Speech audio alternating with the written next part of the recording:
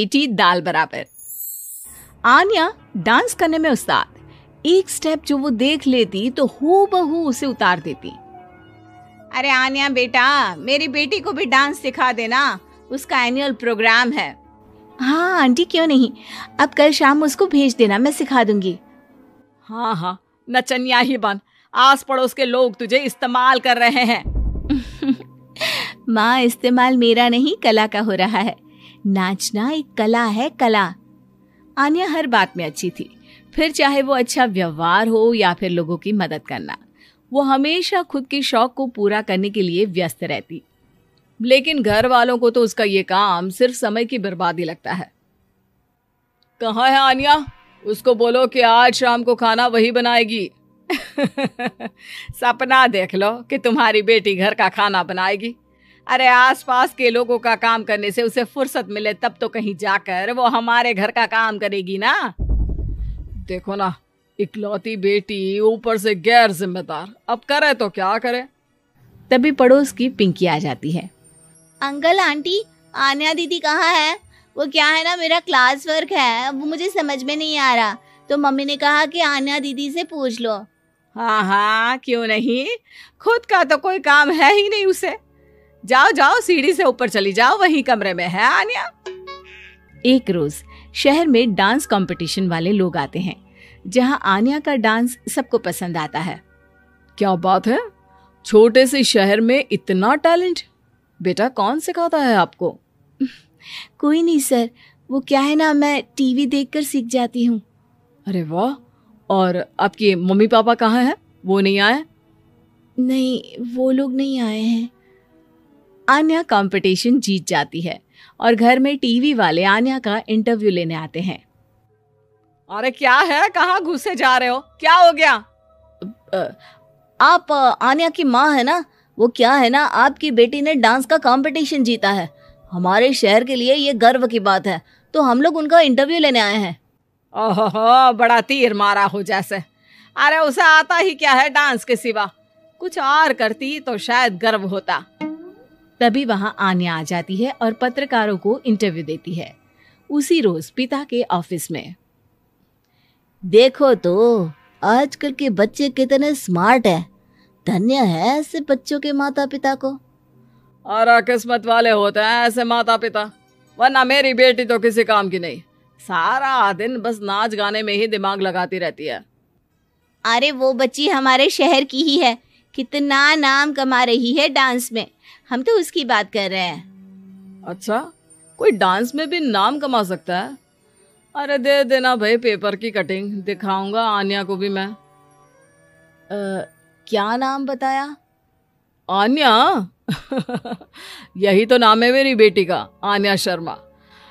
बड़े उम्मीद से रखा था कि कुछ अच्छा नाम कमाएगी, लेकिन नहीं, आजकल के बच्चों को माँ पापा की इमोशन की कदर है क्या? अरे ये देखिए, इस बच्ची का नाम भी आन्या शर्मा ही है, जो पूरे शहर का नाम रोशन कर रही है। पिता अखबार देखते हैं तो सामने बेटी की ही फोटो रहती है, लेकिन ये क्या, जिस फोटो को देखकर हर कोई गर्व कर रहा था, पिता को उसमें कुछ भी खास दिखाई नहीं देता। हमारी ही औलाद है ये, पता नहीं कब कहाँ जाकर नाम लिखवाती है, मुझे तो पता भी नहीं है। अरे शर्मा जी, जरा मिलवा दीजिए ना अपनी बच्ची से, मैं अपनी बेटी को भी ऐसा ही बनाना चाहती हूँ, मेरी बेटी को कुछ टिप्स दे देगी करियर को लेकर।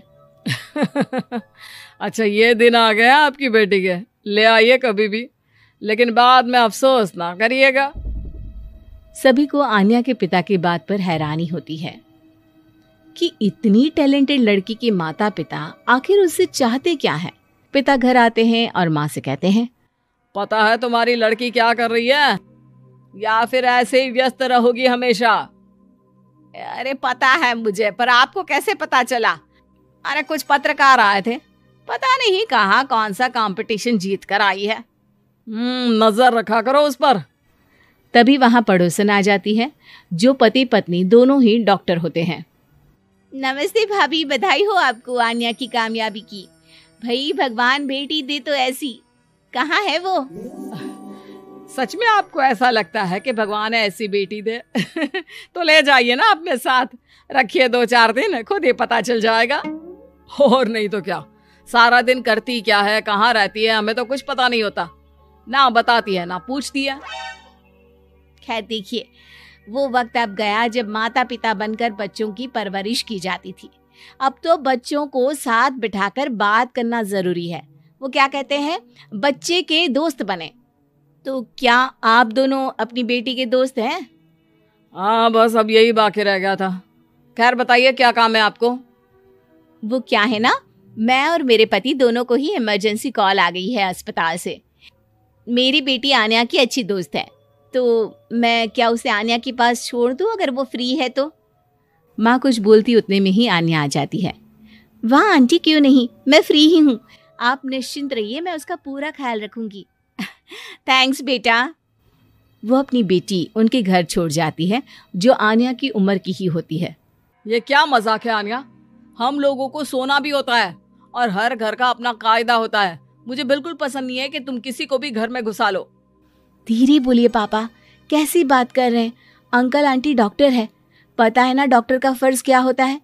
अगर वो किसी की जिंदगी बचा रहे हैं तो क्या हमारा फर्ज नहीं बनता कि हम भी उनकी किसी न किसी तरह से मदद करें? आपको तो पता है घर पर अकेले रहना कितना अनसेफ है। हाँ, तो दुनिया को सेफ करने का जिम्मा तू नहीं ले रखा है? अरे बहुत महंगे अस्पताल के डॉक्टर हैं वो लोग, खूब पैसा मिलता होगा, लेकिन ये नहीं कि मेड रख ले। क्या कहती आन्या, कैसे माँ पिता को समझाती कि किसी की मदद करना कोई बुरी बात नहीं है। खैर कुछ महीनों बाद आधी रात को माँ जोर जोर से चिल्लाकर आन्या के कमरे में जाती है। बेटा बेटा आन्या, पापा के सीने में दर्द हो रहा है, बेटा कुछ कर। हाँ माँ, मैं डॉक्टर को फोन करती हूँ। आन्या डॉक्टर को फोन करती है, लेकिन माँ डॉक्टर को तो आने में काफी वक्त लग जाएगा, मैं पिंकी के पापा को बुला लाऊं? अरे वो नहीं आएंगे बेटा, वो लोग बहुत बड़े डॉक्टर हैं और हम लोगों के पास इतने पैसे भी नहीं है। माँ, मैंने डांस कंपटीशन में जो पैसे जीते थे वो है मेरे पास, आप चिंता ना करें, बस पापा का इलाज करवा ले। आन्या के कहने पर वो बड़े डॉक्टर ना सिर्फ आन्या के पापा का इलाज करते हैं, बल्कि उन्हें ठीक करके घर भी ले आते हैं। आज मैं सिर्फ अपनी बेटी की वजह से बच गया। भगवान सबको ऐसी बेटी दे। ये कहानी ममता की है। बचपन से ही घर में ये एहसास दिलाकर पाला गया कि औरतों को बोलने का हक नहीं है। अरे ममता, जरा जल्दी जल्दी हाथ चलाओ, रोज ऑफिस में देर पहुंचता हूँ तुम्हारे कारण। लेकिन आपका सारा खाना पैक और तैयार भी है। अरे जबान जितनी चलाती हो उतना अगर हाथ चलाती ना तो शायद घर को अच्छे से मैनेज कर पाती। क्या मतलब है, क्या नहीं मिला आपको? मोजे मोजे कौन देगा? ममता भागकर पति को मोजे देती है। वो हर किसी का ख्याल रखती, लेकिन उसके घर में रोज का रोना लगा रहता। अरे माँ, आज स्कूल में टीचर ने मुझे फीस के लिए डांटा। माँ, मुझे अच्छा नहीं लगता कि स्कूल में फीस के पैसों के लिए मुझे कोई भी बात सुनाए। अरे पर बेटा, ये तो पापा करते हैं ना सारा ऑनलाइन, मुझे तो इसकी जानकारी भी नहीं है। हाँ हाँ, बना लो बच्चों के सामने मुझे बुरा। अरे करता तो मैं ही हूँ, माना, लेकिन मुझे कोई सपना थोड़ी ना आएगा कि बच्चों की फीस जमा करनी है। अरे बताओगी तो तुम ही ना। ममता की अब ये आदत में शुमार हो चुका था। वो हमेशा हर बात के लिए खुद को ही दोषी मानती। एक दिन वो पड़ोस की दोस्त से कहती है, समझ नहीं आता यार, मैं इतनी डम कैसे हो सकती हूँ। बात तो सही भी है ना, अब पति बेचारा नौकरी करे, पैसे कमाए, या फिर ये देखे कि बच्चों की फीस का वक्त है। क्या करूँ यार। पता नहीं, मेरे पति तो सारा काम खुद ही करते हैं। वो तो कहते हैं कि तुम थक जाती होगी, सारा दिन घर बाहर बच्चे। तो अच्छा, ऐसे भी पति होते हैं क्या? अरे क्या बात कर रही है, भाई साहब कभी तुझे किसी बात के लिए सुनाते नहीं? किसने कहा नहीं सुनाते। अरे ये पति चीज ही ऐसी होती है कि बिना पत्नी को सुनाए उन्हें चैन की नींद कहाँ आती है। तो तू भी परेशान रहती होगी कि कैसे, क्या, कब भूल गई। अरे वो तो मुझे बस इस बात के लिए ताना देते हैं कि मैं वक्त पर खाना क्यों नहीं खाती या पार्लर जाकर अपनी साज सज्जा क्यों नहीं करवाती। पड़ोसन बोल ही रही होती है कि ममता के बेटे की आवाज आती है। अरे माँ क्या हो गया? लग नहीं रहा कि आज आप मुझे पानी भी देगी। अरे कब से खाने के लिए वेट कर रहा हूँ। अरे यार मैं चलती हूँ, बेटा खाने के लिए वेट कर रहा है, मैंने उसे खाना भी नहीं दिया। अरे 12वीं में पहुंच चुका है तुम्हारा बेटा, उसे बोलो खुद पानी लिया करे। मैंने तो अपने बच्चों को काम करना सिखाया है। अरे यार खुद की भी तो कोई लाइफ है। माना जब नहीं कर सकते थे तो किया, लेकिन अब इतने बड़े बच्चों की हर बात मानेंगे तो मुश्किल तो अपने को ही होगी। ममता को पड़ोसन की बात में दम तो लगता है, लेकिन करे क्या, आदत भी तो खुद ही ने डाली थी। ममता घर जाती है कि तभी बेटी आ जाती है। माँ परसों मुझे एक शादी में जाना है, तेरी वो जो लाल वाली साड़ी है ना उसे दे देना, मैं आज जाकर टेलर को दे दूंगी, वो उस साड़ी से सूट बना देगा। अरे नहीं नहीं तारा, वो मेरी माँ ने मुझे दी थी और उस साड़ी से मेरी काफ़ी भावनाएं जुड़ी हैं, तुमको ना मैं दूसरी साड़ी दे दूंगी। ओके कोई बात नहीं, लेकिन आज दे ही देना पक्का। तारा माँ की साड़ी से सूट बनवाकर पार्टी में जाती है, लेकिन जब वो पार्टी से लौटती है, क्या है मैं तो समझ ही नहीं पा रही हूँ। अरे जब वो साड़ी मांगी थी तो ये छल्ली सी साड़ी क्यों दे दी? मैं ही पागल थी जो इस साड़ी का सूट बनवा लिया मैंने। माँ जानती भी हो कि कॉलेज में मेरी कितनी हंसी उड़ी। तभी वहां ममता का पति सुनील आ जाता है। अरे गवार औरत, जब बेटी साड़ी मांग रही थी तो दे देती ना। अरे पापा इनके तो इमोशंस जुड़े थे उस साड़ी से। ममता इतने सब के बाद भी कुछ नहीं बोलती। मेरी बेटी की बेइज्जती हो गई, मैं बिल्कुल बर्दाश्त नहीं कर सकता ये। मैं नहीं चाहता कि मेरी बेटी से कोई भी ज्यादा सुंदर लगे पूरे कॉलेज में। जी वो पढ़ने में तारा बिल्कुल अच्छी नहीं है, उसकी पढ़ाई पर आप ध्यान दीजिए ना। अच्छा, अब तुम मुझे बताओगी कि मुझे किस पर ध्यान देना और किस पर नहीं। रमेश जैसा ही ये वाक्य पूरा करता है, ममता की बेटी और पति उस पर जोर जोर से हंसते हैं। अरे ठीक है ना, पता ही नहीं चला कि कैसे वक्त इतना बीत गया। अरे कैसे पता चलेगा माँ, हम लोगों के पीछे जो तू बैताल की तरह चिपकी रहती थी, तुझे कैसे वक्त का पता चलता। ममता को पहले सास ससुर फिर पति और बच्चों की तरफ से इस तरीके की बातें सुनकर उसका मन बहुत दुखी रहता था। एक दिन, सुनो ना, बहुत दिनों से कमर के नीचे बहुत दर्द रहता है, कल मैंने देखा तो एक फोड़ा था। अरे ममता एक बार अपने पति से बात करो, वो तुम्हारा फोड़ा डॉक्टर को दिखा देंगे। अरे नहीं नहीं, वो तो गुस्सा हो जाएंगे। अरे क्यों गुस्सा हो जाएंगे, तुमको दर्द है। हाँ लेकिन वो यही बोलेंगे कि ऑफिस जाऊं या फिर तुम्हें लेकर डॉक्टर के पास। तो बेटे से ही बात कर ले। अरे वो तो मैं कर लूं, लेकिन फोड़ा है ऐसी जगह कि उसे बताते मुझे शर्म आएगी। लेकिन कुछ ना कुछ तो करना जरूरी है ना, ऐसे कब तक फोड़े के दर्द से तड़पती रहेगी। अब तो सोच रही हूँ कि इनसे बात कर ही लूं, वरना दर्द के मारे कहीं मर ना जाऊं।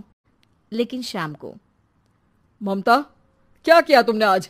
खाने के डिब्बे में कैसा खाना दिया था? दाल खराब हो गई थी, कब की थी? दाल तो मैंने सुबह ही बनाई थी, खराब कैसे हो गई? अच्छा सुनिए ना, मुझे कहना है कि अरे गरम दाल बंद करोगी तो ऐसा ही होगा ना। बेइज्जती हो गई सबके सामने मेरी। ऑफिस वालों ने ऐसा मजाक उड़ाया कि क्या बोलूं। कल से ठीक से खाना देना है तो देना, वरना खाना देना बंद कर देना, बाहर खा लूंगा मैं।